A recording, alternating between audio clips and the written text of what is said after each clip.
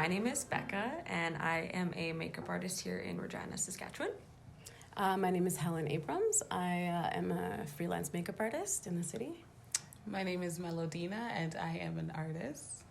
My name is Dianna, and I am a model here in the city. Today, we're opening up the discussion to talk about a very big problem in the beauty industry, and we're just going to say that the beauty industry needs a makeover, and I think that we can all agree on that. And we really want to bring awareness to women of color in the industry. So I want you guys to really speak your truth and lay it out all on the line. So the first question is, what are the first experiences that you have had with artists, whether it was in Regina, Saskatchewan, wherever, that you want to talk about today?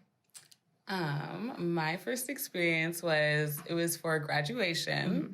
And then usually I've always just done my own makeup because I like doing makeup or whatever. Yeah. And then all of my friends were getting makeup artists. So I was like, you know what? Maybe I'm going to be bougie and get myself a makeup artist. So then I'm starting to search, but then I'm just okay, but realistically, who's going to know how to do makeup on me? Mm-hmm. So then as usual, I look for the most ethnic person I could find. And then straight up, I just had to be do you know how to do makeup on Black people? Yeah. She was just no. So then I started searching and I was going to people that I think would know because they were the darkest or more ethnic or whatever. And then everybody was just saying no, full on hair salons, makeup companies, private makeup artists, just all saying no. And I'm just is it that hard? And then it kind of made me a little sad because I was just okay, well, my friends are having this huge experience of you wake up, you get your hair did, someone's doing your makeup, feeling glamorous. And here I am on my knees in my bedroom, doing my own makeup. Mm-hmm. And it just kind of sucked. But well, it feels isolating, right? Yeah. Honestly. I had a very similar experience too. High school, graduation. I remember I went to Merle Norman, if you guys remember Merle Norman. Yes. I was the darkest shade that they had, and even that was too light because they used a white translucent powder all over my face. Thank God I don't have that many grad photos because it was an embarrassment. Blue eyeshadow everywhere. And then I decided to, a couple years later, go to MAC, because MAC was one of the first high-end makeup places that we had in the city. And again, it was the blue eyeshadow, and it was just trying to make me look editorial in a sense, or I don't know what they were trying to do. But after that, I was okay, it's time for me to learn how to do my own makeup. Yeah. It's time for me to focus on just doing what works for me and not trying to find what works for my friends at the time. And that's all I knew. It was just, because we're only surrounded by, we're living in Saskatchewan. We know exactly what we're surrounded by. Exactly. Yeah. So my first experience, I guess, would be high school, grade 12, graduating. But even then, I still didn't even get someone to do my makeup. My cousin, I was just you can do it. Because I don't even want to try and search. Because I was I already looked at the photos of people who came before me. And I was I'm not even going to bother. I mean, it was 2016 when I graduated. So I was it's even then, it's still iffy. Mm-hmm. And then so my first experience actually getting my makeup done by a makeup artist was by you, Becca. I loved it. You asked me all these questions. You were I remember you asked me, you're okay, you tested it out on my hand and you're which shade would you prefer? Yeah. Because I was you need to also be comfortable with how you're going to look on stage. And I love that. But then the next day in Fashion Week, because there was the 3 days, the second day I came back and the head makeup artist, just told me to sit down. And I remember I came in at, early in the afternoon. And I didn't get my makeup done an hour before the show. I had to sit the whole entire time and wait for someone to come and do my makeup. Mm-hmm. And then she just told me, she was okay, we're just going to mix stuff up and, mix it up on this little palette plate thing. Yeah. Because she's we don't really have the time. And she's we don't have your color, so we're just going to make it work. Yeah. And then it's just it's on my face and I know it looks bad. I know it's horrible. Mm-hmm. And I just don't want to say anything because I'm this is your work. You're the professional. Yeah. And then so I look in the mirror and then I'm she's do you like it? And I'm I don't want to cry. There's no even time to fix this. Mm-hmm. And then I'm it's fine. And then she's oh, no, let's ask all these other people. She takes my hand and walks me around to all these other people. And I'm these other people are not going to lie to you. And they're also going to lie to me and tell me that this is horrible, this is bad. So they're just going to tell you it's good so you look better and so that I have nothing to say because I'm going to be the defeated person in all of this. Exactly. Yeah. So it was just like a horrible experience. And like, you know, me personally, it's where do you draw the line of like who is, you know, gonna get their makeup done? Like there's no limit. There's literally no limit from the lightest of light to the darkest of dark. So where is that missing link? You know what I mean? It's like, I don't understand, you know, I have a full kit. I have a full kit and I'm going to, like I said, have the lightest of light to the darkest of dark. Cause I don't know who's going to sit in my chair. Exactly. I go and I do a wedding party. I don't know who's in your friend group. And the last thing that I want is to make somebody feel isolated and left out. That would be like going to a birthday party and having to bring your own piece of pizza because nobody's going to order what you like. Like that, it makes no sense. It makes no sense to me. I just feel like the whole beauty industry, specifically in Regina, it's not just it's racism, but it's like the stem of racism. So there's the colorism, and then from the colorism, it's the tokenism, and then there's the featureism. Because you hear like when it's even really evident, because when I came in, and then the white model gets taken away right away. She's in hair, she's in makeup, she's in nails, she's out in maybe an hour. Right away. I have to sit 3-4 hours, wait for someone who might know what to do with me. The keyword is might. And it's like I'm disregarded. You know what I mean? And because she's lighter than me, and then it's like because she's close to whiteness, you value her more than you will ever value me. Yeah, that's what exactly you the have message. You have to look at yourself first. And they're like, my clientele is this big. I have this much of people. These people already know me. They like me. I don't need you. It's like you need, to the makeup artist is, you need me more than I need you. Exactly. And then it's that ideology that needs to change. Yeah. And honestly, like, yeah, low-key that is true, but it's like, there has been so many instances where it's just like, when you're little, it's like you get invited to have like, you know those beauty parties you would have with your friends. And like, all of your friends are so hype, but like, even your 10-year-old self knows, man, they're not going to know what to do with my hairstyle. Like, I remember my sister actually had gone, she was like grade 5 or something. It was like they were having like a hair party or something. They got to go to a hair salon, get their nails done, everything. So super fun. And like she comes home with just the saddest face because you know the feeling that she has. I'm like, she just has clips in her hair. I'm like, well, what the fuck is that? Like everyone has hair dye and like everyone has breasts and like all of this. I'm like, why? Like it's exactly. They're like, I have my clientele. Like if you walk in my doors, like it's okay if I don't know how to serve you.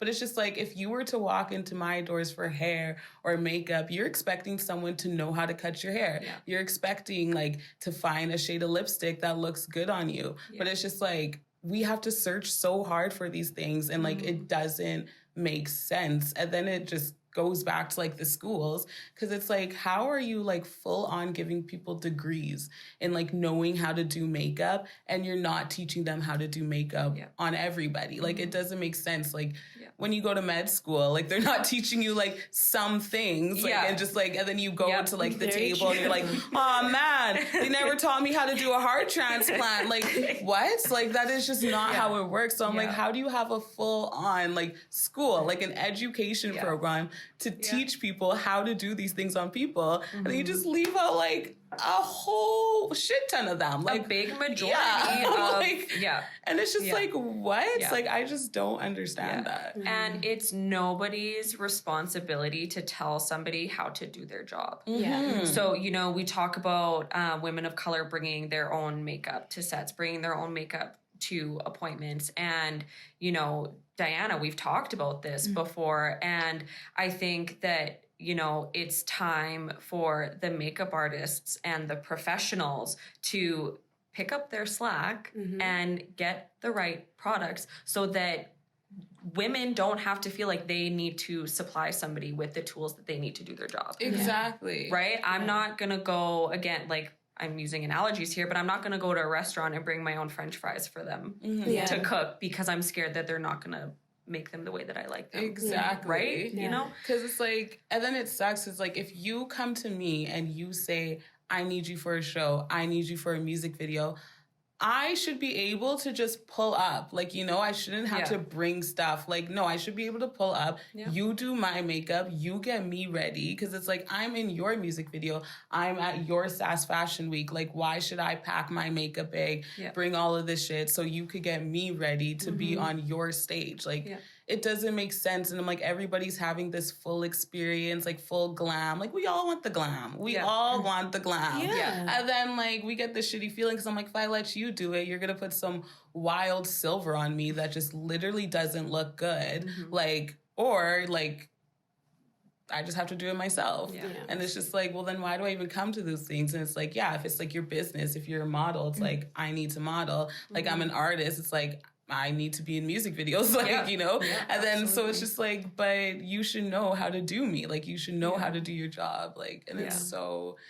it, like, kind of makes you, like, lose your confidence in that moment. Because it's like, okay, well, like, damn, like, everybody else looks bomb. Yeah. And, like, I either look like a clown or I had to, like, do it myself. Like, I'm not the help. Yeah. Like, I'm helping you. Right. Yeah. Well, and then there's always that question of, like, why? Because Black women are an afterthought.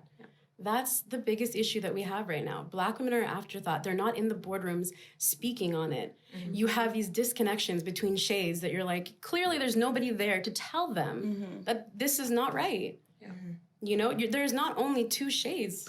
There's more than that. And it's not fair that Black women have to deal with it anymore. I never want a little girl to ever see the beauty standard that we have now and base her beauty on that anymore. I'm tired of that narrative. Yeah. I'm so tired of it. It's just, it's way too disappointing for me. Yeah. Especially because, you know, it's like, okay, you're a makeup company. And even makeup companies that are like head by colored people, like on like, well, Fenty did a good thing with like the shades, but like, and then even like the eyeshadow palettes, it's like, that's not looks for me. Like, you know, there's not really anything for me, but it's like, you're a makeup company, like, you're huge. You're Too Faced, you're Fenty, you're Kat Von D, ABH, like, you're Becca or whatever. You're this huge makeup company. You put all of this time into making these shades. Like, what more time would it take you to, like, make more shades? Everything else, right? Like, how much money are you really going to lose? Like, do you think people aren't going to buy it? But that's the issue. That's what they think. I remember working at Sephora. Like, they don't believe that Black women are going to spend that money on high-end makeup. That is a statistic for sure. They just truly don't believe that they are. So they don't invest any time in it. But in reality, going to a drugstore, you're not allowed to try makeup on, right? But going to a place like Sephora or Ulta Beauty, you can test that makeup out. You can try it out. And I just remember, like, going into those makeup stores, like, before I worked there, it is so overwhelming to walk into those stores, regardless if you are a Black woman or a white woman or a woman of color. And just imagine, as a Black woman, you're walking into this kind of store and you sit down in that chair thinking, they have to have something for me. Look at all these brands. Honestly. Yeah. And the amount of women that would sit in my chair, Black women that would sit in my chair, and I remember not getting any training. Like, I had to take the time and train myself and understand what it was to be a Black woman. Because again, I only know how to do my own makeup. I only know what works for me. I didn't know what works for a dark-skinned woman as well as, like, the lightest shade. I did not know. I had to really figure that stuff out for myself. And I just remember, like, these Black women would come and sit in my chair, and they're so young, and this is their first experience with makeup. And I just remember thinking, like, okay, I am going to try my hardest. And even though I wasn't trained, I would tell them, I'm not sure what I'm doing, but please just give me a chance. I don't care how long my time is that I'm supposed to spend for each client, but please just give me a second and let's just figure this out together. You know? Because this is their first experience. I want them to come into these kind of makeup stores thinking, like, there's just so much that you can do, you know? I don't know. It was just so disappointing sometimes because they would walk out of there not empty-handed, yes. And it was just so sad, you know? I've had the same experience. I remember first working at Sephora, and it's like a candy store. Yeah. For women who love makeup, for men who even love makeup, right? And I remember having a Black woman sit in my chair, and she asked me to help her find something that she could contour with. And I was like, okay, yes, like I'm going to find you something. And this was early on when Fenty wasn't a thing and shade ranges were limited. And everything that I kept bringing, it wasn't right. It wasn't the right color. And I was like, I'm determined to find you something because I don't want you to walk out of here empty-handed. Yeah. And I wanted to learn for myself. Like I wanted to find that golden ticket that I could then show any other woman of color. Yeah. Right? Because again, I can't imagine that feeling of, well, they don't have anything for me, so I'm just going to go. And, I credit you so hard for that, Becca, because thank you. Yeah, we worked together at Sephora, and that was one thing that I noticed. You were the one who actually taught me how to work on dark skin because she took the time to educate herself, to figure it out. And I remember not all of us were like that, but you were. There was a few of us, and I remember you were always the one that I would go to, and I would always peek around the aisles to make sure that I could find Becca to just double check because I knew that I would get the realest answer from her, you know? And I think there's lessons in our mistakes, right? Yes. Still to this day, like I've been doing this for almost 6 years and, you know, I've done your makeup before and the first color that I've swatched doesn't match. But then I go back and I make sure that the second color is right. Yeah. And in those mistakes, we learn those valuable lessons, right? Exactly. To then take forth with our next client or with our next show or, you know, it's just, I think it's, you know, having that grace with yourself and, you know, really trusting that, yes, I know that I'm going to make mistakes, but I need to make more mistakes so that I can learn going forward. Yeah. Right. 100%. Yeah. It was actually, ooh, child. Grade 10, I remember. And it was my own best friend. I was like, you see me do my makeup, bitch? Like, you see me do my makeup. And it was my birthday, and I don't let anybody touch my face. But I see her do her makeup. I'm like, okay, she's gonna fuck it up. And then I was just like, oh, I was so excited. And like, she's like, ooh, bitch, you look good, bitch. And I was like, yes. Like, that's the energy I need. I look in the mirror, and I'm like, silver up to here. That's all I gotta say. No need to move on. But I was just like, okay. So then ever since then, I was like, no one's ever touching my face. And I literally haven't had anyone do my makeup until I went to MAC. This was the only good experience I have. It was this guy that was working. And I was like, man, like his makeup is tight. I'm like, he has to know. Like he has to know how to treat me. So I pull up to him and then I'm looking for like contour or whatever. And then he tested like, this MAC, it was like a purple blush or whatever. He's like, I think this would look really good. And I was like skeptical because like, honestly, I'm so like insecure about like getting makeup from other people's advice. So then I was like, okay, he's like, let me test on you. And I was like, oh, but I have to walk through the mall. Like, I'm not trying to have this. And then he tested it on me and like, he was going, ooh, bitch, like this looks good. And my friend was with me. She's like, it looks so good. But you know, people be lying to you. They do lie all the time because it's it's like they don't want you to cry because they know you'll cry. And I'm like, I'm not tough. No. I'm 18. I'm crying. And, like, you scare me. Like, a 4-year-old woman messing up my face. Honestly, I'm like, if I'm spending $40 on something, you better tell me if it looks ugly or not. Like, you better tell me. So then they're hyping me up. I'm like, okay, like, I'm just going to stay quiet. I look in the mirror and I was so happy. I literally was just like, wow, are you fucking serious? Like, you actually got it. Now, every time I go to MAC, I'm like, where are you? Is he there? Because I could pull up and I'm like, does this lip shade look good on me? And like one girl would be like, yeah, it looks so good. Like, da-da-da-da. And he'll be like, no. And that's, I think, and I'm like, that's another thing. There's more power in truth than there is a lie. Anytime. Even, you know what, if somebody would ask me a question and I didn't know the answer, I'm not going to put up a front and, you know, pretend like I know because you're going to go home and you're going to find out the truth and then I'm going to look like a fool. Exactly. Right? So if something doesn't look good, I'm going to say, no, I don't like it, but what do you think? Because even if I don't like it, if you love it, you have to wear it every single day. If you're happy, I'm happy. Right? It's a preference thing. And it's all about making an individual feel comfortable in their skin. Right? And for me, like, it took me a while to learn that, to feel like comfortable in my skin and feel comfortable with me telling people, I don't want you doing my makeup. You know, because there was this one photo shoot that I did and the photographer set up the makeup artist and he sent me her Insta handle and I was like, okay, I'm going to check her out. I was like, no. I was like, I don't see a woman of color on her page. I don't see a woman of color close to my skin tone on her page.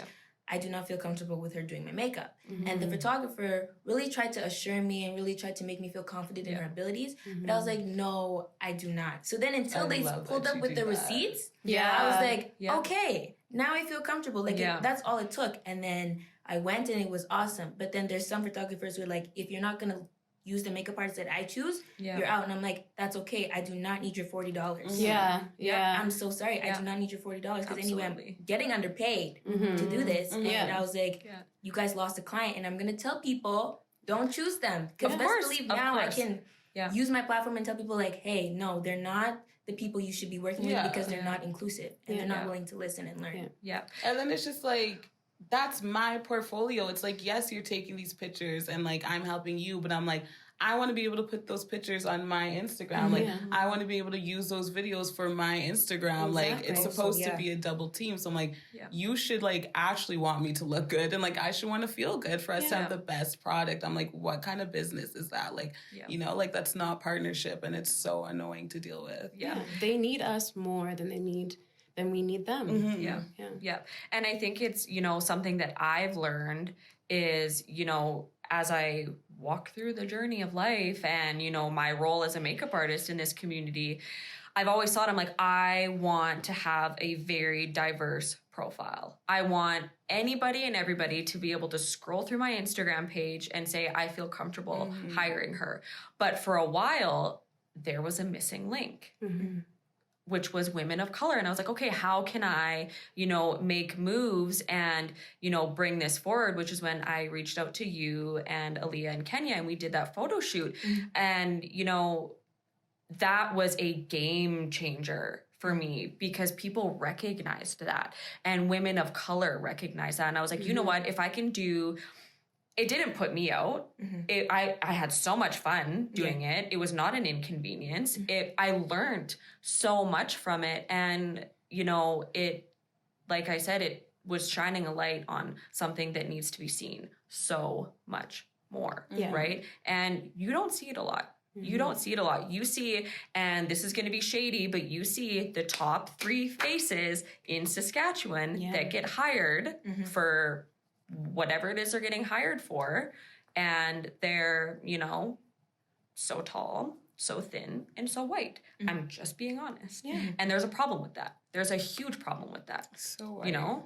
And then it's just like, go ahead. Oh, sorry. It's just like with with the local companies, it's just like, they use that one black model out of the huge widescreen they have of like the white people. And then you have that one black model and they're using whatever product they're selling, trying to pretend that it looks good on her. And I'm like, how are you going to put this girl on film like this?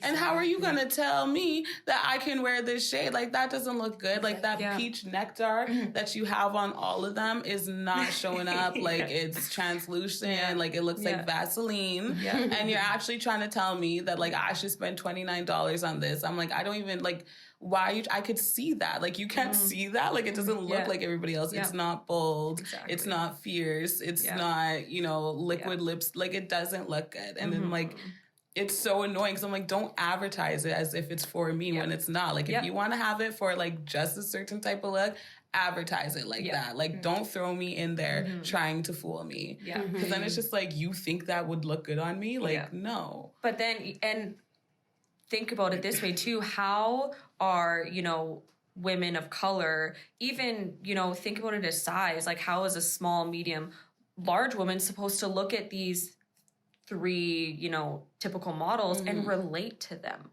How am I supposed to relate to you when you're 5'11", 80 pounds and you have like a perfect face? It's not relatable. You know what I mean? You know, somebody with imperfections is relatable. It's like there's such a wider range that needs to be seen that is not being seen. Honestly. Right? Because then it's just like, like when you go shopping online, like you see somebody in this outfit, like, you know, the classic bodycon dresses, and like it looks so good, and like they do have your size, but you're like, honey, but that's not gonna look like that on me. So like I want to know what it's gonna look like on me so I could buy it. Like I won't find it offensive. I know what I look like. I just want to know what your dress is gonna look like on me. Like it's that simple. What do you want artists to know and to consider going forward? I think it's really important for artists now to go, like, do your own research, because they're not teaching it in the schools. We know that now. And Sephora and these Ulta companies, and they're not making it a priority. They're making it an afterthought. And I think if you are more willing to just follow YouTubers like that create Black content, you know, do your own research, invest that time, invest your money, and, you know, don't be afraid to purchase from Black-owned businesses. White women are so afraid to purchase because they think it's not dedicated to them or made for them, or it's not going to work on their clients. Or it's not quality. Exactly. So I think just try. The simplest thing, just try. Don't be afraid. You know, ask questions, you know, DM people that you see in your city, like check them out, be like, yo, I really need experience. I really need practice if you're willing to help me out. And I promise you, because of this Black Lives Matter movement right now, we want to blow this up. We have to make every single person accountable now. Yeah, exactly. You know, like, we're not going to just hide under the rug. We're not going to just let this stuff blow over anymore. We are not going to be an afterthought anymore. We're done with that.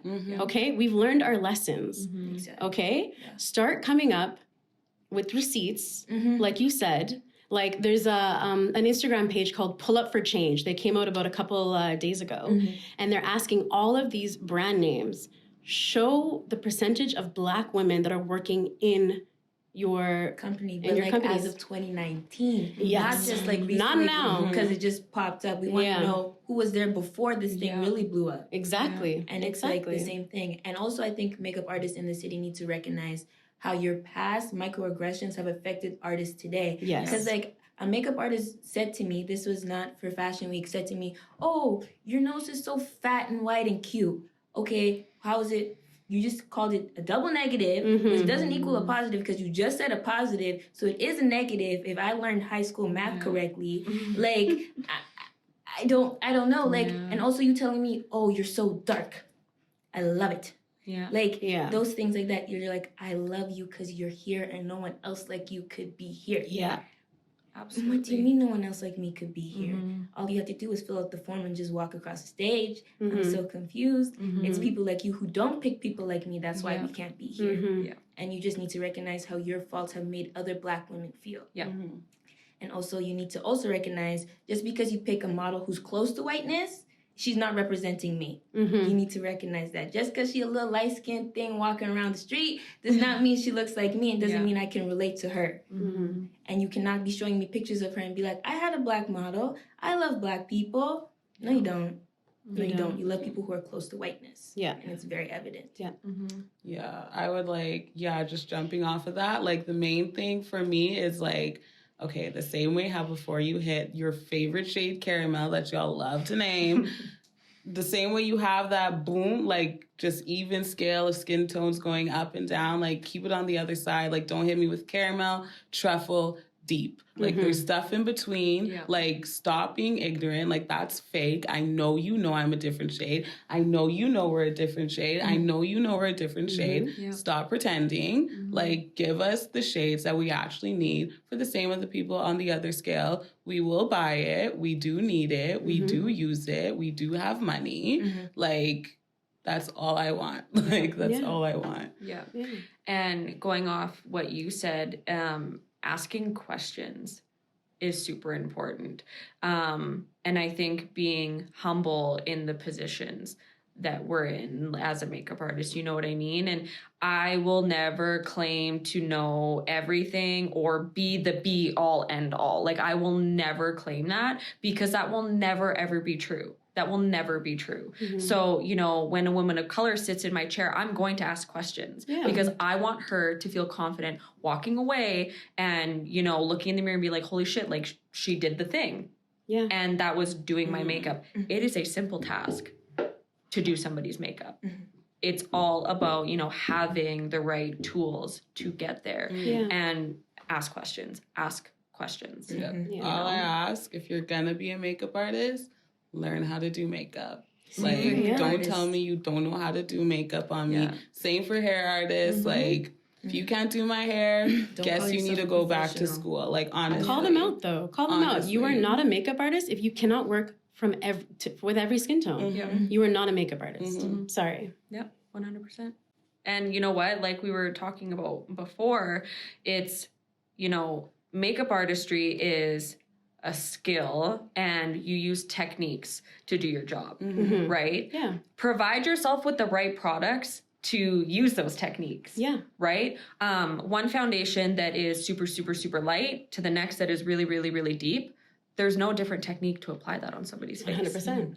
Yeah. So get the products. Yeah. You know what I mean? Yeah. And I think it's about, you know, doing your research and reaching out to your Black friends and, you know, the community, whether it's models, friends, whoever, and saying, you know what, I need to learn and I need to educate myself. Can I practice on you? Yeah. And like you said, I don't think anybody is going to say no. I feel like you're going to feel empowered to be like, yes, because this change needs to happen. Right? Yeah. We need allies right now. And I think Black artists need to go to their white makeup artist friends and tell them, like, you're either an ally in this or you're not.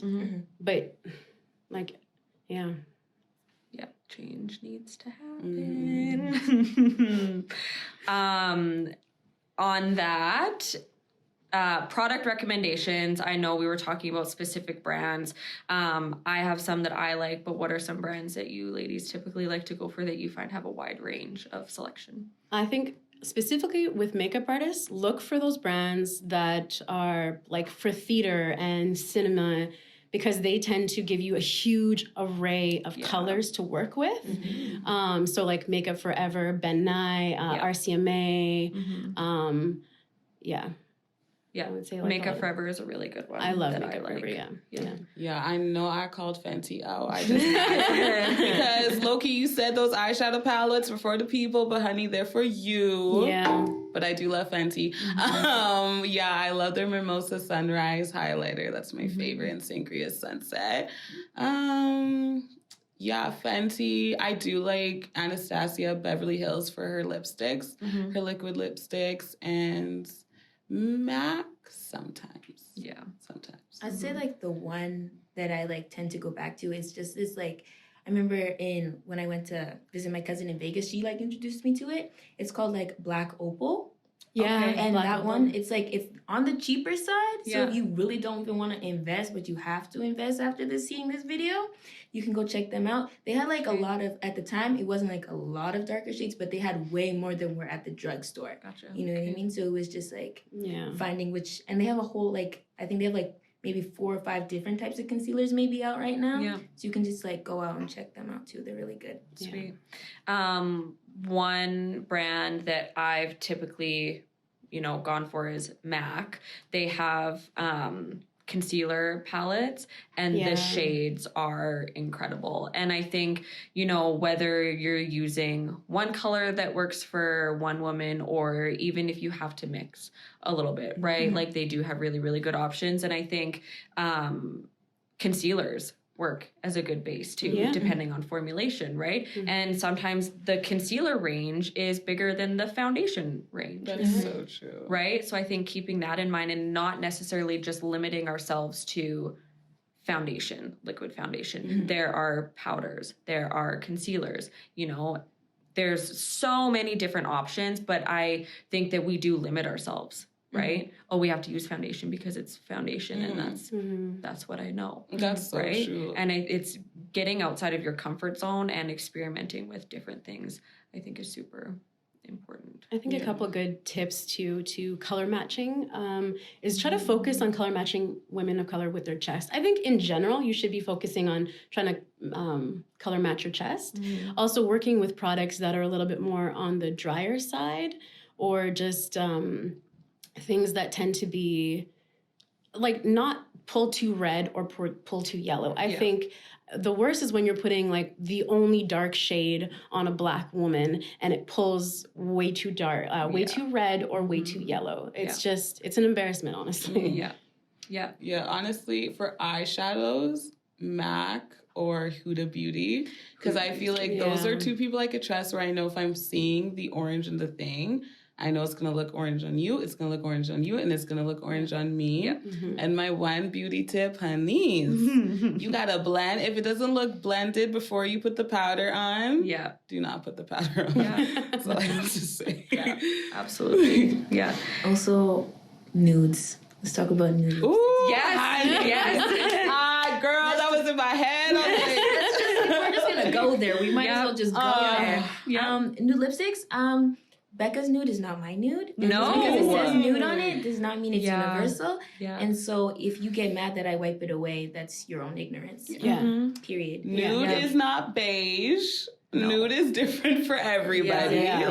So don't have me walking away with some nude ass foundation looking like who I don't know. Telling me it's nude, okay? No. You know what? And I will be honest, that is one thing that I've always struggled with. I'm like, okay, I know my nude. Mm-hmm. I know it. I have 1,000 of them, whatever. But it doesn't work for everybody. So, recommendations, please, because that's, I've tried. I have the Anastasia lip palette. But even then, it's that palette specifically, I'm like, To me, nude is it's not even your skin tone really, it's your lip shade. That's what I go based off of. Okay. And some people have the darker lines around their lips where it's kind of like a contour. So you got to find a liner for that and then a lipstick to mix it in. Mm-hmm. But I say go off of the actual color of their lips. If you were to just rip my lips off, please, wanting to do a lippy, what shade would it be is what I asked myself. That's a good tip. So go off natural lip color. Yeah. And if you're going to use really bright colors, make sure to use a darker lip liner. Yes. That's because I don't want to look like a clown. I don't want to. Yeah. We have to make sure we line it with a darker color so it does show up better. That's the one thing people don't realize. It does show up better and it looks like my lips are not well, there's more gradient and more shape. Like Donald Duck or something. Exactly, Yeah, good tips. Good tips. Anything else? Anything else that you guys want to throw on the table that's in your minds right now? One thing that I think Black women should know right now, any woman, but go where you are celebrated, not where you are tolerated. Yeah. Mm-hmm. I think that is the biggest message now. Spend your money on these companies that are celebrating us, that we are not an afterthought anymore. Mm-hmm. Our money talks, Mm-hmm. Yeah, absolutely. Yeah, honestly, just stop being lazy. It's really not hard to just be oh, there's Black people here. They need makeup too. And just whatever business scheme you have, include us in there too. We're not, these rare things that walk the earth. Yeah. Don't be afraid to book us. Yeah. That's one thing. Don't be afraid to ask us to come to these events because we will show up. Oh, yeah. It's not we don't want to be invited. It's just we get scared off when we see all that you've done is with only people who don't look like us. Yeah. But we want to be able to be part of these wild editorials, these simple photography photo shoots. We want to do it all. You just don't include us. Yeah, absolutely. I think the narrative needs to change in the beauty industry, and the image of the beauty industry needs to change. Why is it called the beauty industry? Because there's beauty in all of us, right? And that needs to be shown. Yeah. So, Black women, we make the world glow. Honestly. Yeah. Well, actually, my thing is this is not off of your last question, but I'm this is why, you just see so many, Black people, especially young Black people, doing their own shit. Because I'm you guys put us in a position where we constantly have to learn to do things on our own. So it's I had to learn to do makeup on my own, where it's good enough for me to go out or be on camera. Modeling, you probably had to learn to do a bunch of things on your own. We have to learn to do all these things because you don't incorporate us. And then when we skyrocket past you, y'all mad. But I'm well, I had to learn to do it on myself because you wouldn't do it. But now that I know how to do it, you want me. And it's just so annoying. Right. That's not fair. Yeah. That's not fair at all. So we need to start from square one again and completely re-educate ourselves. We need to relearn what we are doing on a day-to-day basis in our workplace, right? We need to be ready for whoever is going to walk through our doors and sit in our chair. Yeah. Whether it's the same 5 people that we get every single weekend because regular clients, whatever. But we need to keep that door open for everybody. Relearn, re-educate, and just really reevaluate, I think, too. And open up your kit and look at what you have for product. Exactly. Right? If you have, fair, light, and medium, cute. Reevaluate. Cute, Reevaluate though. And right? Exactly. Cute. And don't be so sensitive when we call you out, because it's just we have the right to call you out because I want my makeup done. But it's just don't be too sensitive, because really, I'm just giving you tips. I still want you to do my makeup, but I'm just telling you that's gonna look whack. Tough love. Exactly. Right? Exactly. Tough and love. then it's don't stereotype me from there. Don't call me angry Black woman from there, because that's a defense that they like to use, and I've heard it multiple times. It's you're just being an angry Black woman right now. Just sit and shut up and let me do what I'm supposed to be here to do. It's no. No. I have a right to speak, and if the roles were reversed and you were me and I was you, we would be still having the same conversation. Yeah. So it's just you need to place yourself in my position and really think how you would feel if you were me. Yeah. Empathy. It's I'm annoyed that you don't know how to do my makeup, but okay, you've got the makeup. That's a step up. I'm going to tell you what's going to look good, and then you do it. Don't freestyle on me. Right? Don't use me for the exotic look of your magazine. Whatever look you're doing on the other girls, make it a custom for me. That's all I ask. Yeah. I think it's all about, active listening and listening to your client.